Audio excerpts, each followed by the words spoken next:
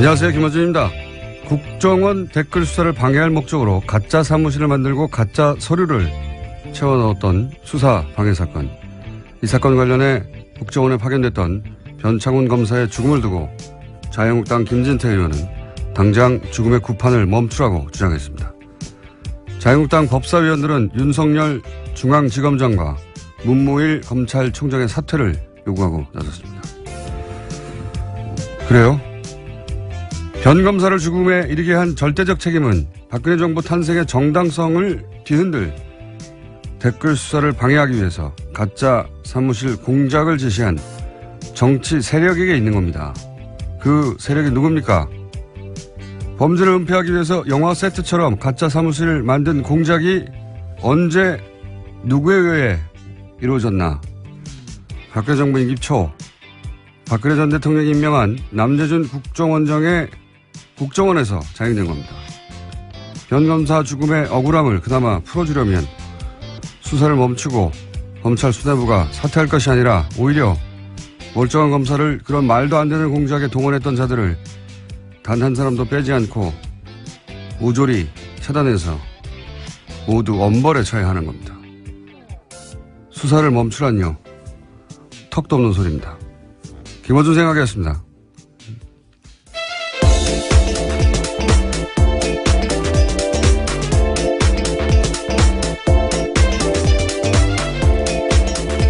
시사인의 김은지입니다. 자, 어제는 트럼프 대통령이 와가지고 아주 관련 뉴스가 폭포수처럼 쏟아졌어요. 네, 그렇죠. 너무나 많은 뉴스가 쏟아져서 몇 가지 저희도 다뤄야 되겠죠? 예. 우선 첫 번째 뉴스가 뭡니까? 네, 가장 눈에 띄었던 건 어제 정상회담 한 다음에 했던 공동 기자회견이었는데요. 예. 이 자리에서 트럼프 대통령은 한국은 단순한 오랜 동맹국이 아닌 그 이상이다라고 강조했습니다. 그러면서 모두 발언한 다음에 취재진의 질의응답 시간 가졌는데요. 이와 같은 질문이 나왔습니다. 코리아 패싱이 불식됐냐라는 질문이 있었는데요. 이에 대해서 트럼프 대통령은 한국은 내게 굉장히 중요한 나라라면서 한국을 지나치는 일은 없을 것이다라는 점을 바로 말해줄 수 있다라고 답했습니다. 그러니까 소위 코리아 패싱 논란에 대해서 선을 그은 겁니다. 예, 이렇게 말을 하겠죠. 예. 뭐라고 합니까? 여기다 대놓고. 예. 물론 이 코리아 패싱이라는 단어 자체가 일본 언론이 처음 시작한 건데, 예. 여기 대해서 이제 야당도 이걸 가지고 오랫동안 공격해 왔죠. 예. 거기 그런 얘기에 이제 중지부를 찍었다는 점에서 의미가 있는 건데, 예. 그 이상의 의미는 없어요. 사실은 생각해보면. 한번 들어볼까요? South Korea, Republic of Korea, Korea is very important to me, and there will be no skipping South Korea. I can tell you that right now. 똑같은 말로 야당이 공격할 명분을 잃었다. 이 정도 의미죠. 예. 실제 미국이 이제 자국의 이익에 따라 움직이겠죠. 언제나. 예. 하지만 그런 의미는 있다. 예. 그래서 요 문장은 앞으로도 계속 써먹히겠죠. 예. 다음 뉴스는요? 네, 또 공동기자회견에서 두 정상은 한국 미사일의 탄도 중량 제한을 완전히 해제하기로 합의했습니다. 그러면서 문재인 대통령은요, 우선 도입할 미국 무기의 윤곽도 처음으로 공개했는데 제이스타즈 최소 4대 도입 등이 있습니다. 이 세 가지 무기로 5조 정도 들 거라고 하는데요. 트럼프 대통령은 한국의 무기 도입이 미국 일자리 창출에 기여할 거다라는 이야기도 했습니다. 탄도 중량은 풀고 무기는 사고 어차피 무기는 우리나라가 미국에서 전 세계에서 가장 많이 사왔어요. 어차피 사왔는데 중요한 거는 이제 얼마나 최신의 기술 무기를 도입하느냐 이거겠죠. 예. 이 이야기는 저희가 잠시 후에 정세현 장관하고 전 장관하고 나눠보기로 하겠습니다. 자, 다음 뉴스는요?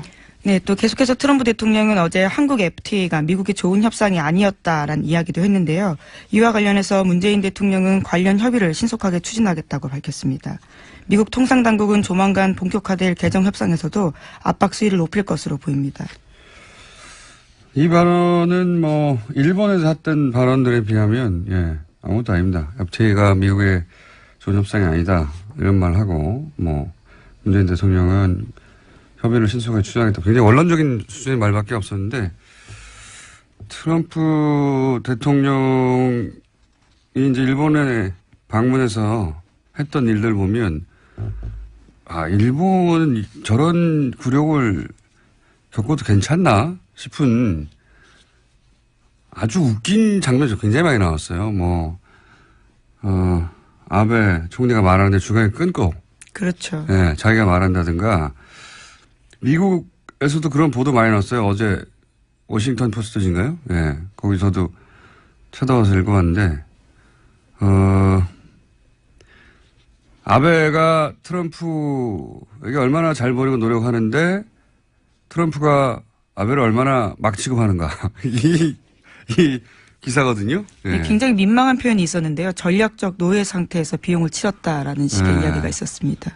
스트레티직 서브튜드. 예. 네, 전략적 노예 상태요. 네. 발음이 됐나요? 네. 예. 예속 상태. 예. 고급 단행이긴 한데 결국 맞아요. 딸랑이다. 이런 얘기거든요. 예. 예. 충실한 조수 역할을 했다. 이런 식의 평가들이 아주 많았습니다. 그런 예를 드는 걸로 기사 가득 찼어요. 읽어보면 예를 들어서 아베는 미일 간 정상회담에서 역대 가장 가까운 사이다. 이런 식으로 표현하면 트럼프는 거기에 보조를 맞춰줄 생각이 없는 것처럼 부른다. 예를 들어서 굉장히 많은 예가 있는데 재밌는 예 중에 하나가 골프를 같이 쳤잖아요. 예. 골프에서도 웃긴 장면 나왔었는데 골프를 같이 쳤는데 모자를 썼을 거 아닙니까? 예, 골프 그렇죠. 모자에다가 이제 쓰고 나서 둘이 각자 모자에 사인을 하는데 트럼프는 모자 챙 한가운데. 너무 크게 썼죠. 한가운데 자기 이름을 크게 써버리는 거예요. 그러면 아베는 쓸 데가 없잖아요. 옆에 귀퉁이도 조그맣게 쓰는 거예요. 사진 봤는데 정말 웃깁니다. 기사 제목 자체가 트럼프의 충실한 조수 역할을 하고 있다. 로얄 사이드킥 그렇게 표현을 했고요. 하여튼 기사 자체를 보면 이거 너무 이 기사 보면 일본인들은 정말 아베 정부를 규탄할 것 같다 싶은데 그런 말은 일본에서 안 나오고 있습니다. 하여튼 접대해봐야 소용없다. 트럼프는 그냥 실무적이고 제대로 격식만 갖춰져서 대접하면 된다. 정확하게 필요한 거 계산해서 주고받는다. 이런 겁니다. 하여튼 관련해서 미국 언론에서도 트럼프가 한국에 가서는 톤다운 했다 이런 얘기가 나오죠. 예, 물론 오늘까지 일정이 있기 때문에 아직은 봐야 되겠지만요. 이제까지의 말폭탄을 터뜨렸던 전례에 비하면 어제 한미 정상회담 결과에 대해서는 미국 언론도 트럼프가 매우 자제했다라는 평가 내놓고 있습니다. 오늘 국회 연설만 넘어가면 폭탄은 터뜨리지 않고 갈 것 같아요. 개인적으로 관련 뉴스가 많은데 이 정도 하죠. 중요한 건 이 정도인 것 같은데 개인적으로 흥미로웠던 장면 두 가지는 하나는 친박단체가 트럼프 방문에 한미 정상회담에 기여했어요. 성조기와 태극기를 같이 흔들었죠. 예, 박근혜를 외쳤다고 하긴 하는데 어차피 트럼프 한국말 모르니까 자기가 환영한 줄 알겠죠. 굉장히 기이한 방식으로 한미 정상회담을 친박단체가 도왔다. 두 번째 제가 흥미로웠던 장면은 기사를 보다가 왜 박효신 씨의 야생화인가 이거 궁금하지 않으셨어요? 예, 환영 만찬에 불렀던 노래죠. 그래서 제가 기사를 찾아봤더니 어려운 상황에서 양국 관계를 아름답게 발전시키자 그런 의미를 담았다는 거예요.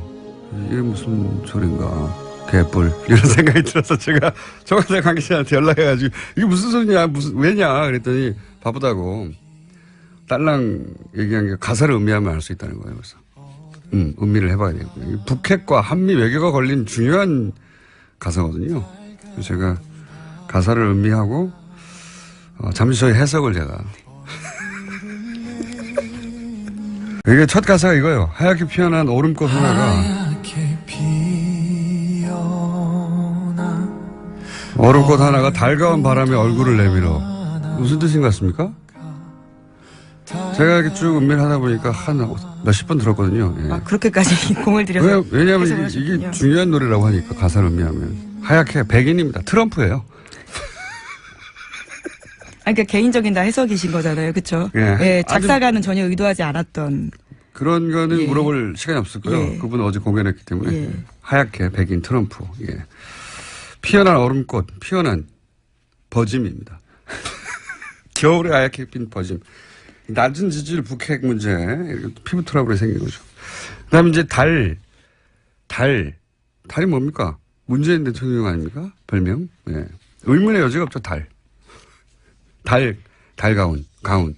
의사들이 입는 옷이죠, 가운. 너무 심하신 것 같은데요, 지금. 거기에 그렇게. 그래서 문재인 대통령이 가운을 입자 버짐 치료를 해서 얼굴을 내밀어. 예. 정확한 해석이라 보고요. 다음, 그래서 쭉 하다가, 또 있네. 청와대 관계자가 당황할 것 같습니다. 이렇게 해석하시고. 한 줄기 햇살에 몸을 녹이다. 그렇게 너는 또 한번 내게 온다. 예. 햇살, 이거 햇볕 정책이죠? 작사가가 전혀 동의하지 않은 해석이라고 여러 차례 말씀드려야 될 것 햇볕 정책 같은데요. 때문에 문재인에게 온다. 이런 얘기고요. 그리고 뭐, 사랑의 피고, 타버리는 불꽃, 뭐 이런 거. 타버리는 불꽃. 이건 뭐, 문자 그대로입니다. Fire and Fury. 네, 화염과 불꽃에 대해서 이야기했습니다. 꺼지는 거죠. Fire and Fury가 여기 와가지고. 예. 나머지 가사 또 여러 가지가 있는데, 각자 해보시고요. 예. 굉장히 좀 어려운 대목이 하나 나와요. 요거만 제가 서비스 하나만 더 하면은, 메말라가는, 되게 잘했어요. 메말라가는 온몸이 타들어가고, 이게 좀 어려웠어요, 제가. 왜냐면은, 발사체 입장을 표현한 겁니다, 발사체. 우리가 이제 탄도 중량 무제한으로 합의를 했잖아요. 그동안에 사거리가 짧아가지고, 예, 발사체들이 도달하지 못하고, 목적지에 꺼져버린 발사체의 애환, 이런 으로 표현한 거죠. 예. 김어준 공장장이 지극히 주관적인 가사 해석이라고 보여야 되겠죠. 저는 이 노래를 듣고 미사일 중량 해제를 예상했습니다. 여러분도 각자 해보시고, 예. 가사가 중요하다고 하니까요. 아니, 가사가 중요하다는데 아무도 해설을 안 해줘가지고, 심심해가지고 한번 해봤습니다. 여러분도 각자 버전을 저희한테 보내주시면 소개해드리겠습니다. 자, 다음 뉴스는 뭐 있습니까? 네, TV조선이 계속해서 이건희 삼성전자 회장의 건강이 호전되었다라는 보도를 하고 있는데요. 네. 혼자 휠체어에 앉아있는 모습 등을 내보냈습니다. 이에 대해서 삼성 서울병원 쪽에서도 건강 상태가 호전된 것은 사실이다라고 밝혔다라고 하는데요. 인지 능력이 서서히 회복 중이라고 주장하고 있습니다. 이게, 의식불명이 되게 3년이 됐죠. 예. 간간히 이런 뉴스가 나왔어요, 간간히. 예. 앞모습이 안 나옵니다. 예. 이 해석을 듣고 나서, 야, 술 취한 거 아닙니까? 뭐 이런 문자가 많네요. 예. 야생화에 대한 해석이라는 여러분도 해보세요. 저한테 뭐라고 하지 마시고. 청와대 관계자가 그랬어요. 가사를 음미하라고. 예. 바쁘다고. 음미했더니 이런 해석이 나왔다. 자, 다음 뉴스는 뭡니까? 네, 어제 검찰이 전병헌 청와대 정무수석이 협회장을 지낸 한국e스포츠협회 사무실을 압수수색했습니다. 관련해서 검찰은 전 수석의 국회의원 시절 보좌진이었던 윤모 전 비서관 등 3명을 협회 자금을 횡령한 혐의 등으로 체포했는데요. 전 수석은 이번 사건과 관련해서 어떠한 불법 행위에도 관여한 바가 없다면서 참으로 어처구니 없는 심정이다라고 주장했습니다. 자, 저희 방송에도 출연하셨던 분인데, 예. 수사 결과가 나와 봐야 이제 전 수석의 연루는 나올 것 같고, 이런 수사는 그런데 오히려 야당을 긴장시킵니다, 원래. 예. 현 정권의 정무수석까지 수사한다 하면 이게 현 정부에 타격을 줄 것 같은데, 물론 수석이 직접 연루됐다면 타격을 줍니다. 근데 이제 이런 뉴스 자체는 야당을 매우 긴장시키는 기사죠, 사실은. 자, 다음 뉴스는요? 예, 안철수 국민의당 대표가 당내에서 자신을 향해 나오는 비판과 책임론에 대해서 모든 투덜거리면 답할 필요가 없다라고 밝혔는데요. 예, 관련해서 어제 뉴스공장에서도 유성엽 의원이 나왔었는데 여러 가지 자신의 입장을 밝혔습니다.